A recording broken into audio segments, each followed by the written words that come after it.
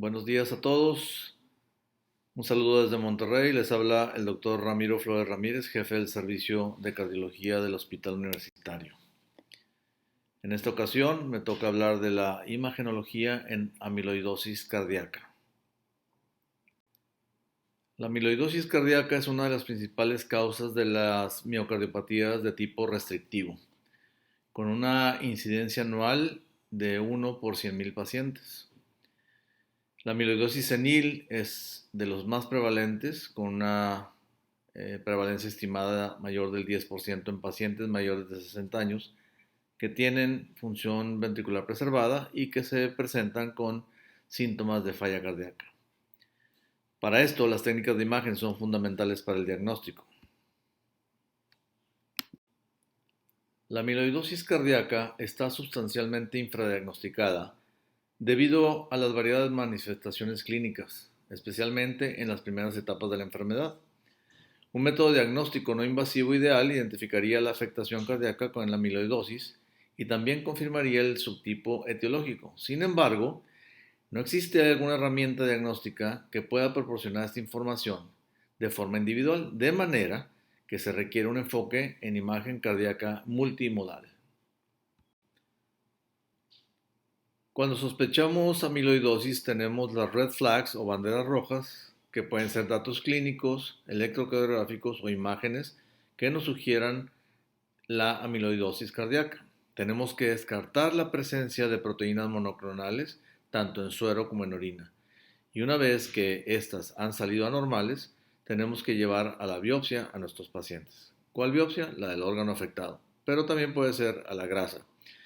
Cuando esta grasa o este biopsia de órgano se pinta de rojo congo, nos da positivo para cualquiera de las variables que son la de cadenas ligeras, la transtirretina o otro tipo de amiloidosis. Cuando sale negativo, descartamos amiloidosis.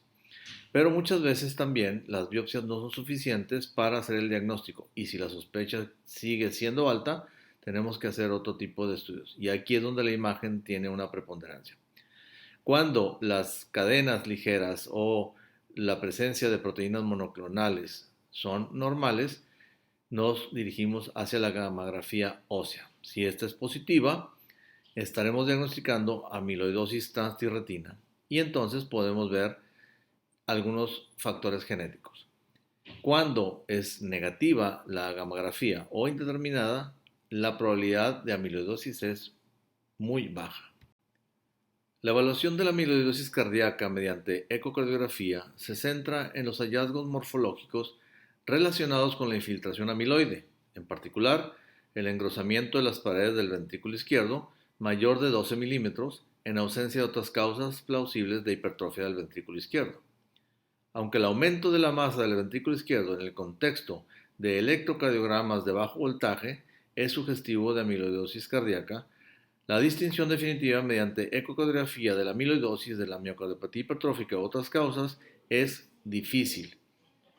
Otros de los hallazgos ecocardiográficos que sugieren enfermedad infiltrativa incluyen el tamaño de cavidad del ventrículo izquierdo, que generalmente son de normales a pequeños, el agrandamiento y la disfunción de ambas aurículas, estasis y trombo de la orejuela auricular izquierda, engrosamiento del ventrículo derecho y del tabique interauricular y en ocasiones el derrame pericárdico. En estas imágenes podemos ver el engrosamiento de la válvula mitral y un tabique interauricular bastante engrosado. También se puede apreciar un aspecto granular brillante de las paredes miocárdicas, pero no se considera un hallazgo muy específico, ya que otras enfermedades, como la enfermedad renal terminal, pueden dar este contexto.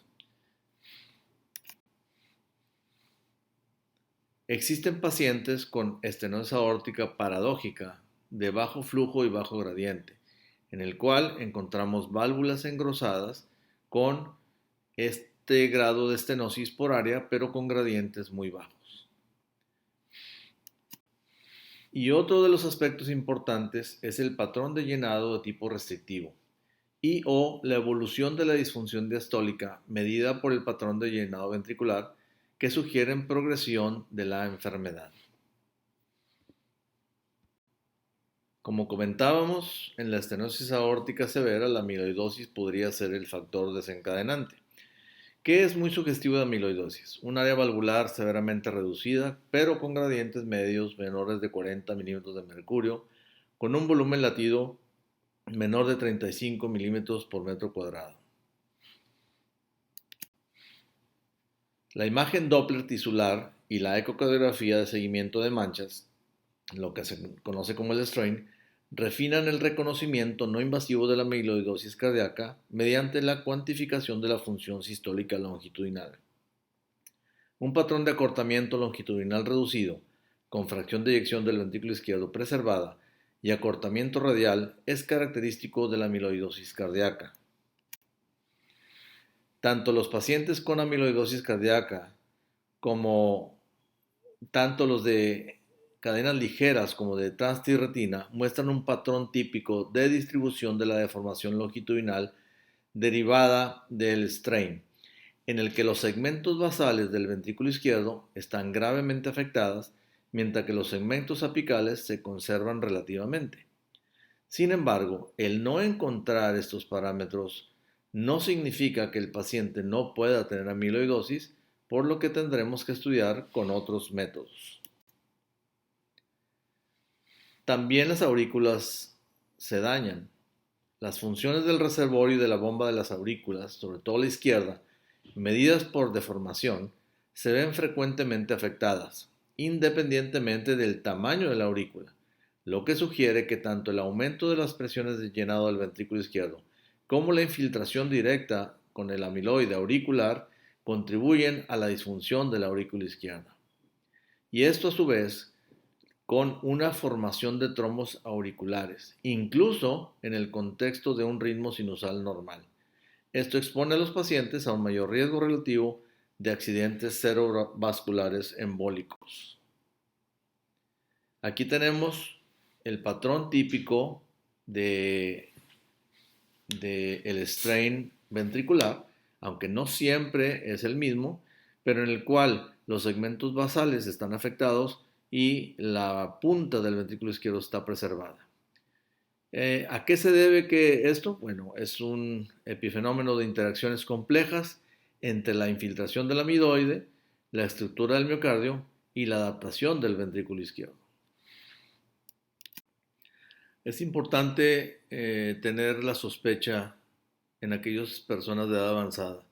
Y no solo los de edad avanzada, todo paciente que tenga los datos característicos de la ecocardiografía que ya mencionamos, hay que ver si no tiene una enfermedad restrictiva que le esté ocasionando falla cardíaca, pero específicamente buscar amiloidosis en estos pacientes. Ya vimos los datos, era el, ese graneo, granulación del ventrículo, la hipertrofia, las estenosis aórticas, el derrame pericárdico, todos esos datos son importantes para tener una sospecha alta de amiloidosis.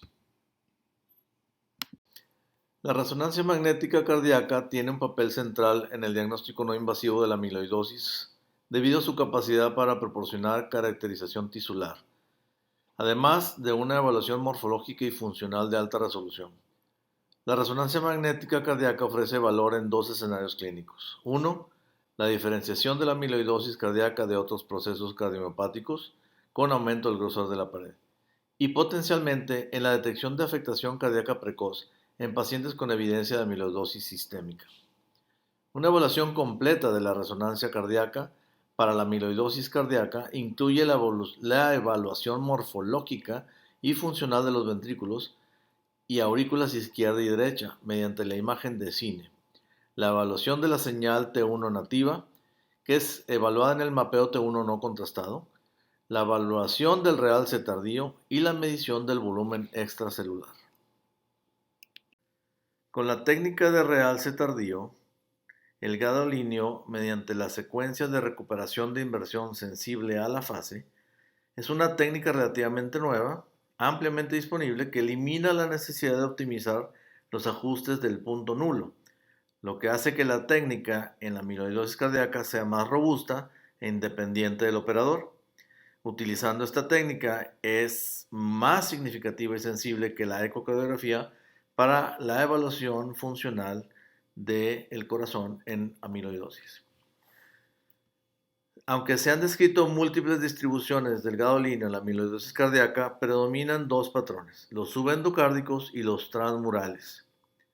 Cuando este predominio es subendocárdico, es más prevalente en la amiloidosis de cadenas ligeras, cuando que la transmuralidad es más prevalente en amiloidosis cardíaca de tipo transtrirretina.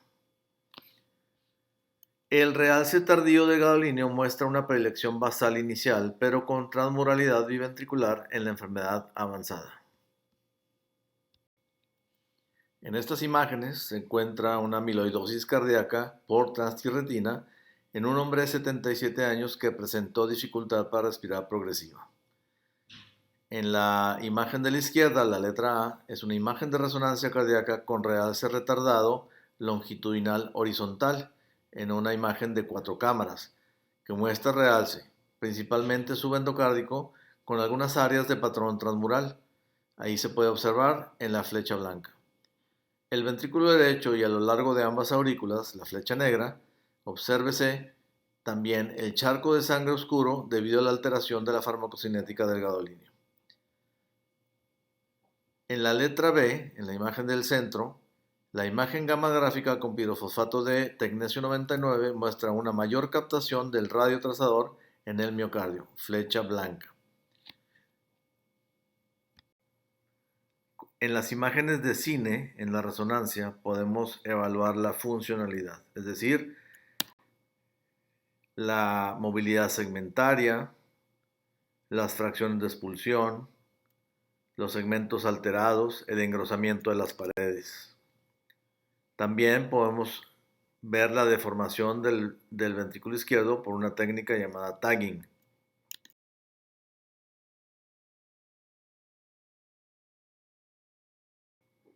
O las alteraciones de los segmentos en el feature tracking, en las tasas de torsión y distorsión del ventrículo izquierdo. Son técnicas avanzadas de resonancia que nos permiten ver las alteraciones más sensibles o más sutiles en el inicio de las enfermedades. Existen otras técnicas de resonancia que nos ayudan a identificar aquellos pacientes con enfermedad sistémica y que tratamos de identificar afectación cardíaca sutil.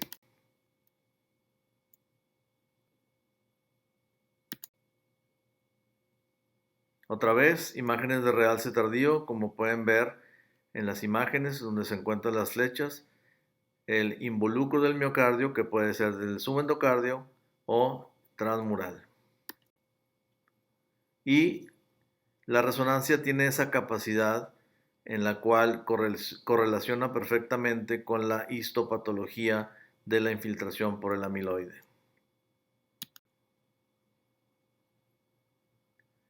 Esta técnica de resonancia es importante porque no requiere contraste, mide la difusión de las moléculas de agua y su direccionalidad creando un mapa paramétrico. Imágenes de la misma técnica donde podemos identificar pacientes con miocardiopatías restrictivas y hacer la diferenciación entre aquellas que son por amiloidosis de las miocardiopatías hipertróficas. Hablemos un poco de las modalidades de imagen nuclear para amiloidosis cardíaca.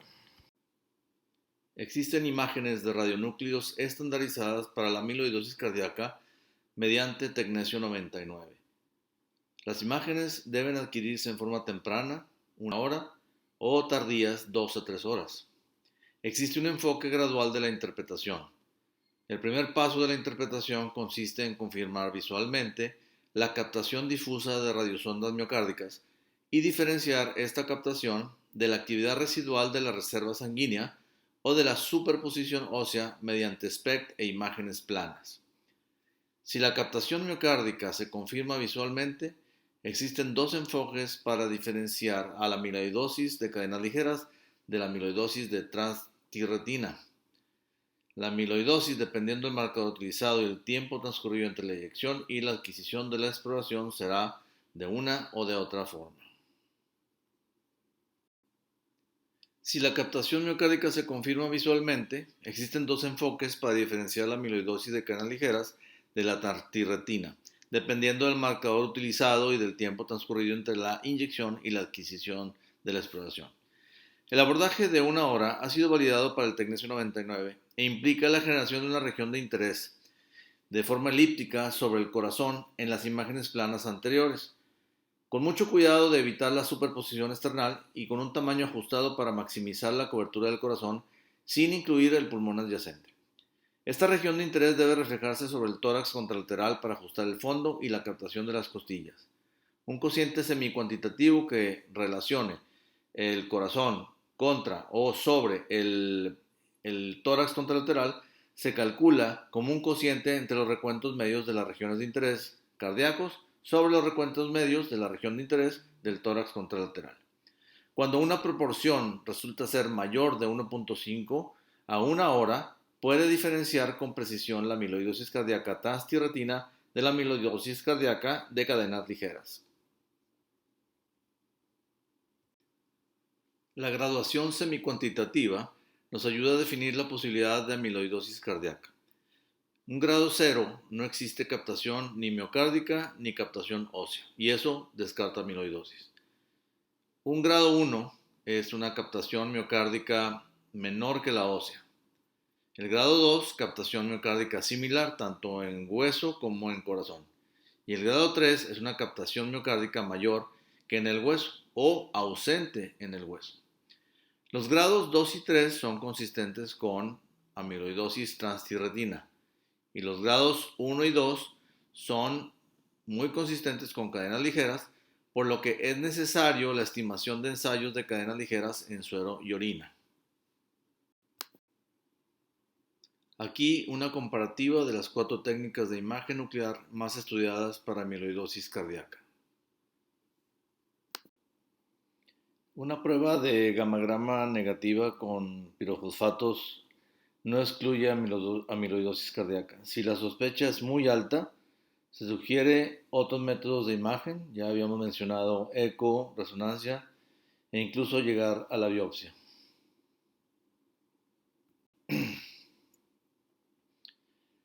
El diagnóstico de amiloidosis cardíaca puede ser de forma invasiva y no invasiva.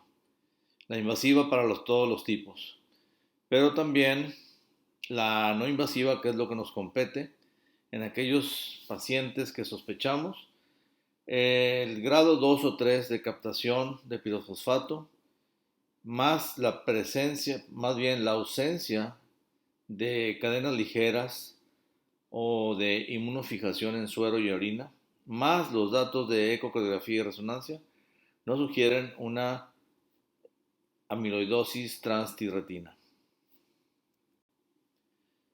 Para aquellos pacientes en que la sospecha es alta, recuerden, ecocardiografía, algunos datos importantes es el grosor inexplicado, el grado 2 o más de disfunción diastólica, la reducción de los valores en el Doppler tisular y la disminución del Doppler longitudinal global, del strain longitudinal global. Otros parámetros son el grosor relativo, las velocidades, como ya mencioné, de las ondas Doppler. Para el ventrículo derecho, un TAPSE menor de 19 milímetros, un strain global menor de 13 y un strain de la punta hacia la base de mayor de 2.9. Y en resonancia, algunos hallazgos característicos como el daño subendocárdico difuso o el daño transmural en el gadolinio tardío, los trastornos de la cinética del gadolinio y un volumen extracelular mayor de 40%. Para hacer un resumen del diagnóstico, podríamos basarnos en esta diapositiva. Primero, se sospecha clínicamente signos y síntomas de falla cardíaca, electrocardiograma de bajo voltaje, eco y o resonancia que sugieran amiloidosis cardíaca. A eso nos vamos a un gamagrama, pero también hay que descartar de cadenas ligeras con los elementos serológicos o de la orina. Así teníamos entonces 4. Si la gamografía es grado 0 y los resultados hematológicos y urinarios son negativos, la probabilidad es muy baja. Pero si la sospecha persiste, bueno, entonces haremos una biopsia guiada por resonancia. En grados 1 a 3, pero con resultados hematológicos negativos, aquellos grados 2 a 3 puede ser catalogada como amiloidosis cardíaca transtirretina. Y entonces serán pruebas genéticas para la transtirretina. Si es grado 1, confirmamos histológicamente para poder tener un diagnóstico preciso. Y eso es con biopsia. Aquellos que tienen gamografía grado 0, pero pruebas hematológicas positivas, vamos a sospechar amiloidosis de cadenas ligeras. Si la resonancia es negativa, es decir, no hay depósitos subendocárdicos o transmurales de gadolinio, la posibilidad de amiloidosis es muy baja. Pero si la resonancia es positiva o no concluyente, tendremos que hacer una biopsia para llegar al diagnóstico histológico. Aquellos que tienen gamografía grados 1 a 3 o 2 y 3 con pruebas positivas, normalmente utilizamos confirmación histológica para determinar el subtipo, pero podemos determinar que ya tiene amiloidosis. En esta última diapositiva es un diagrama de cómo evaluar a los pacientes con amiloidosis. Nuevamente, la sospecha clínica y los estudios iniciales no invasivos de eco y resonancia nos van a guiar en el manejo de estos pacientes. Para lograr este diagnóstico temprano, necesitamos darnos cuenta que esos pacientes en falla cardíaca con función preservada, con un aumento inexplicable del grosor de la pared del ventrículo, con estenosis aórtica de bajo flujo y bajo gradiente, o con algunas red flags, principalmente la historia del síndrome del túnel carpiano bilateral, nos van a llevar a hacer estudios de ecocardiografía, resonancia, que son fundamentales para la identificación inicial. En ausencia de clones de cadena ligera, la captación de tecnecio de grado alto es diagnóstico de amiloidosis cardíaca transtirretina sin necesidad de una biopsia endomiocárdica. El abordaje multiimagen permite la identificación y el tratamiento precoz. Es necesario contar con un equipo de alta experiencia multidisciplinario, Amiloidosis Team, que incluye médicos nucleares, evidentemente cardiólogos, ecocardiografistas, expertos en resonancia e incluso genetistas, nefrólogos y bueno, ya equipo de falla cardíaca. Les agradezco mucho su atención, espero que sea de utilidad esta charla. Gracias.